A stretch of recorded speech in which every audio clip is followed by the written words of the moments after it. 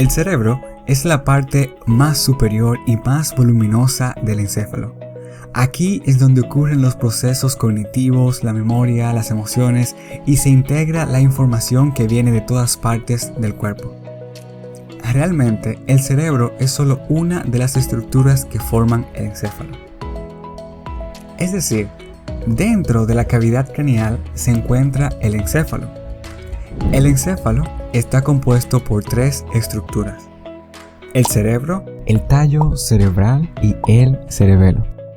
En este video, por supuesto, nos enfocaremos en el cerebro. Entonces, ya que tenemos clara la diferencia entre encéfalo, cerebro y también la función principal del cerebro, comencemos describiendo los aspectos estructurales generales básicos del cerebro. Comencemos.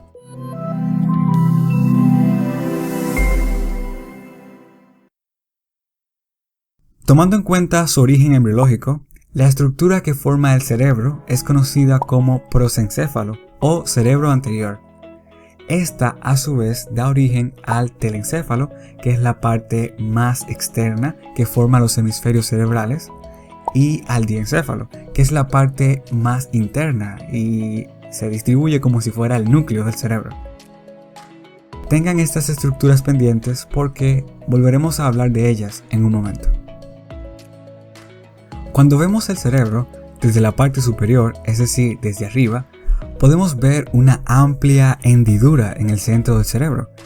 Esta recibe el nombre de fisura o surco longitudinal cerebral. Esta estructura divide el cerebro en dos hemisferios, uno derecho y otro izquierdo. Aunque en la parte más profunda de este surco podemos ver una estructura por la que pasan fibras que realmente conectan los dos hemisferios. Esta estructura es llamada el cuerpo calloso. En esta imagen podemos ver un espécimen de cerebro que ha sido preparado para mostrar con más claridad el cuerpo calloso. Y aquí podemos ver claramente las fibras que conectan ambos hemisferios. Antes de continuar nuestra descripción del cerebro, hay que resaltar que el cerebro y en realidad todo el sistema nervioso central se encuentra protegido por tres capas membranosas llamadas meninges. Para orientarnos, aquí tenemos una porción de hueso y aquí está el cerebro. La capa más externa, firme y gruesa es la llamada dura madre y esta está en contacto directo con el hueso. Luego le sigue la aracnoides. Y finalmente la pía madre, que es la capa más interna y está en íntimo contacto con el cerebro. Entre la aracnoides y la pía madre se encuentra el espacio subaracnoideo, donde se encuentra el líquido cefalorraquídeo, que sirve como líquido amortiguador para absorber golpes, pero también tiene otras funciones, como por ejemplo que provee de nutrientes a las estructuras del sistema nervioso central.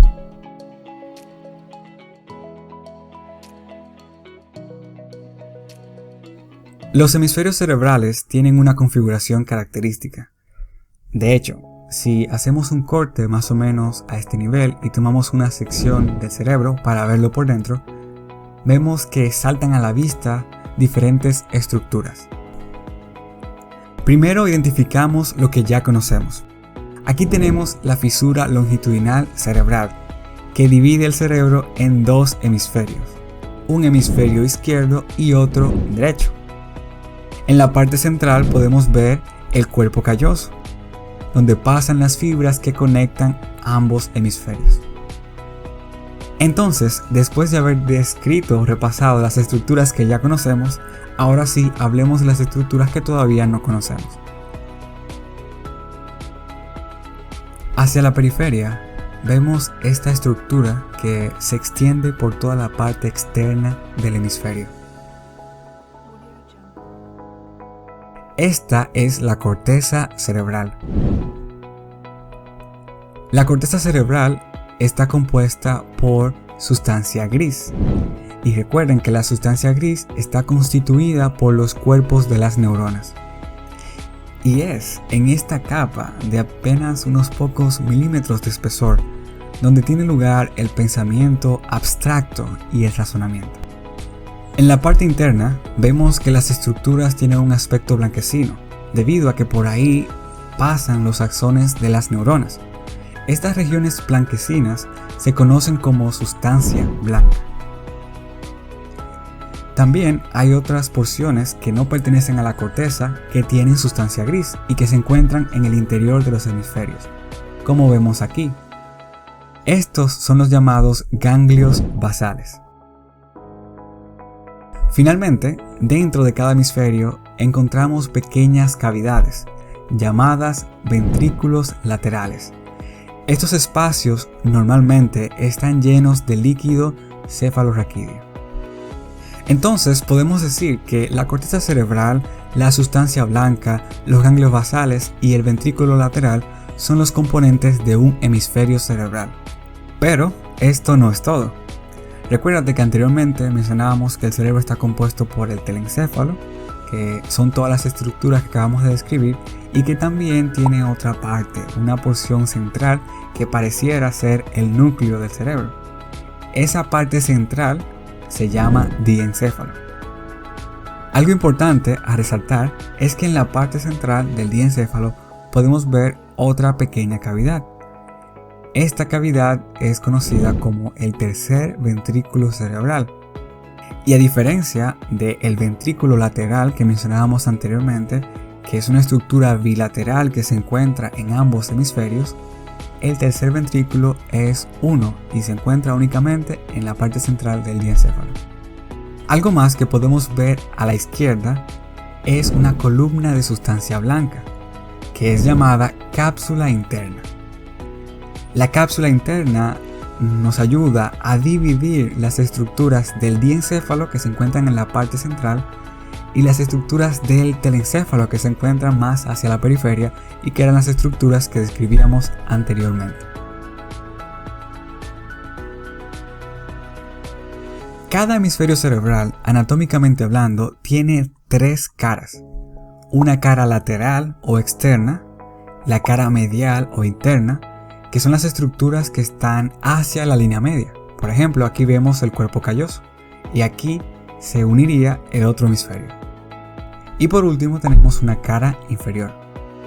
Y por cierto, de cada una de esas caras hablaremos en próximos videos, en detalle, haciendo énfasis en las estructuras más importantes y su función. Así que no olvides suscribirte para que no te pierdas ninguno de esos videos que estamos preparando para ti.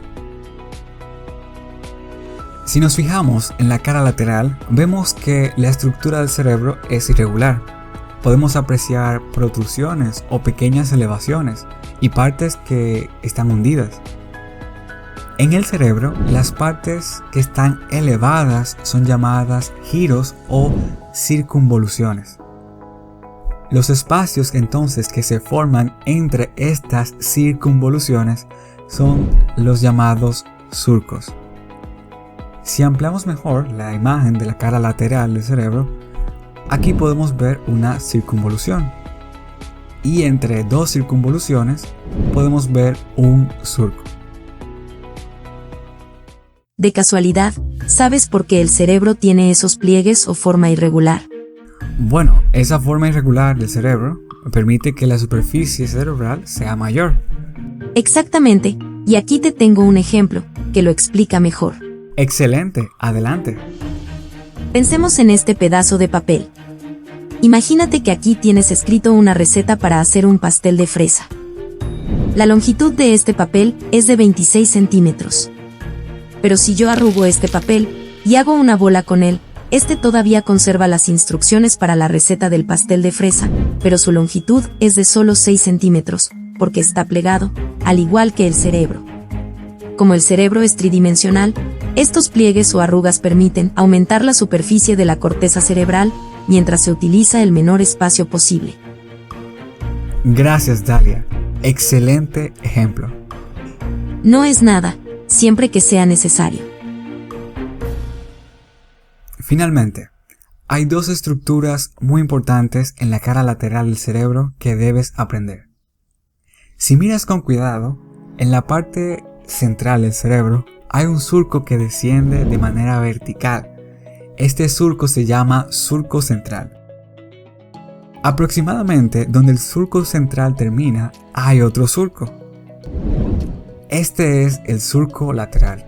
Y a diferencia del surco central, el surco lateral es un surco más profundo. Estas dos estructuras son muy importantes porque a partir de estas el cerebro se puede dividir en 5 lóbulos. Por delante del surco central se encuentra el lóbulo frontal. Por detrás del surco central se encuentra el lóbulo parietal. Y más atrás se ubica el lóbulo occipital. El surco que divide el lóbulo parietal y el occipital se llama surco parieto-occipital, como vemos aquí en púrpura. Por debajo entonces del surco lateral se encuentra el cuarto lóbulo, que es el lóbulo temporal. Y en la profundidad del surco lateral se encuentra el lóbulo de la ínsula. Este solo es visible cuando separamos los dos extremos del surco lateral. Entonces ahí se revela una porción de corteza cerebral que conocemos como el lóbulo de la ínsula. Y bueno, estos son los 5 lóbulos del cerebro. Ahora, ya que conocemos y entendemos los aspectos generales del cerebro, en los próximos videos iremos describiendo las estructuras que se encuentran en el cerebro a detalle, a la vez que discutimos sus aspectos funcionales principales. En el próximo video hablaremos de la cara lateral del cerebro, de todas sus estructuras, sus surcos y circunvoluciones, con detalle, explorando las funciones principales de esas estructuras. Pero ya no te cuento nada más, nos vemos allá. Let's take it slow. Who cares where we gotta be? You know you'll have a good time wherever you